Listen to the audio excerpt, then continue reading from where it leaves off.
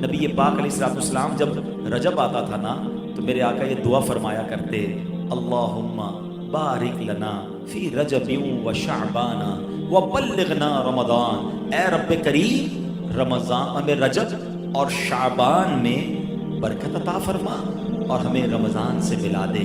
رجب کا احترام کرنا یہ اللہ کو کتنا محبوب ہے۔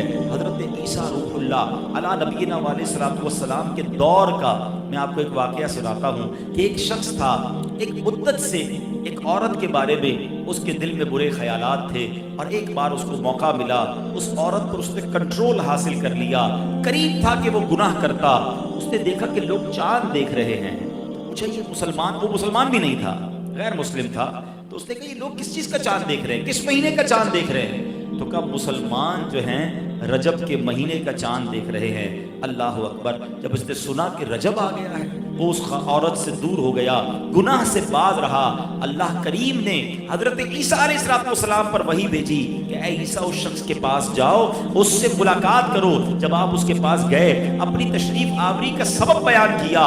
اللہ اکبر! جب اس نے سنا اس کا دل نور اسلام سے جگمگا اٹھا، کلمہ پڑھ کر مسلمان ہو گیا۔ تو پتہ یہ چلا کہ پہلے زمانے میں صرف مسلمان نہیں، غیر مسلم بھی اس مہینے کا ادب کیا کرتے تھے۔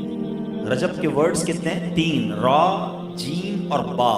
سبحان اللہ! علماء کہتے ہیں اس کی انٹرپریٹیشن بڑی خوبصورت علماء نے بیان کی۔ را سے مراد رحمت الہی، جیم سے مراد بندے کے جرم، با سے مراد بر یعنی بھلائی۔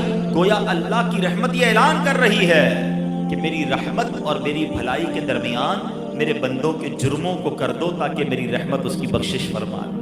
This is the time to repentance۔ رجب توبہ کا مہینہ۔ سبحان اللہ! رجب کے بارے میں آتا ہے کہ رجب اللہ کا مہینہ ہے، احادیث میں ملتا ہے رجب اللہ کا مہینہ ہے۔ آقا فرماتے الشعبان شہری، شعبان میرا مہینہ ہے اور رمضان میری امت کا مہینہ ہے۔ تو یہ بہت خوبصورت سیکوینس شروع ہو رہی ہے۔ یہ مہینے ضائع کرنے والے نہیں، ہاں یہ مہینے اللہ کی رحمت کو لوٹنا ہے اس مہینے میں۔ اور سبحان اللہ!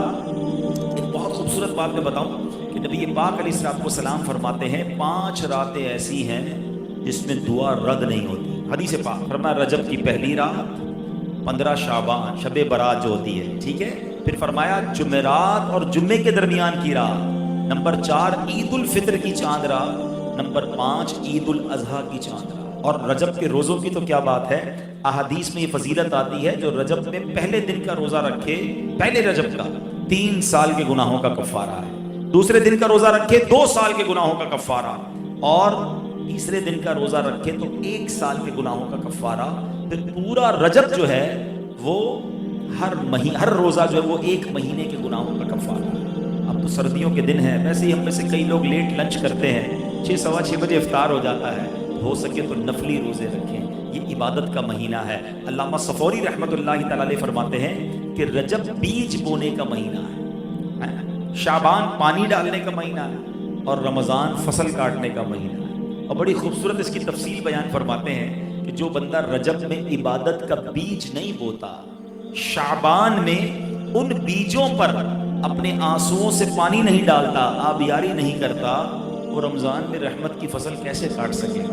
This is the time to prepare yourself۔ یہ تو وقت آ گیا مسجد کی طرف آنے کا، تلاوت کرنے کا، روزے رکھنے کا۔ اگر کوئی دوری ہو گئی ہے عبادت سے تو پھر جڑ جائیں، اور رحمتوں والے مہینے شروع ہو رہے ہیں۔ تو اے میرے پیارے اسلامی بھائیوں، اللہ کرے کہ ہم رجب میں اللہ کی عبادت کر کے، اپنے گناہوں کی معافی مانگ کے ہم اس رجب کو اس طرح گزاریں۔ اور رجب میں ایک اور کام کرنے کا بڑا زبردست میں آپ کو بتا دوں کہ نبی پاک علیہ السلام فرماتے ہیں، حضرت عبداللہ ابن زبیر رضی اللہ عنہ سے روایت ہے کہ جو ماہ رجب میں کسی مسلمان کی پریشانی دور کرے، اللہ عز و جل اس کو جنت میں ایسا محل عطا فرمائے گا جو حد نظر تک وسیع ہوگا۔ تم رجب کا اکرام کرو، اللہ کریم 1000 کرامتوں کے ساتھ تمہارا اکرام فرمائے گا۔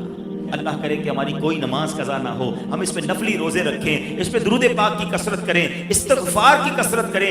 اللہ کا مہینہ ہے، خوب اللہ کی طرف لو لگائیں کہ یا اللہ تیرا مہینہ آ گیا، بندہ بھی تو میں تیرا ہوں، میرے مولا تو میری مغفرت فرما دے۔ اللہ ہمیں اس مہینے کی برکت عطا فرمائے۔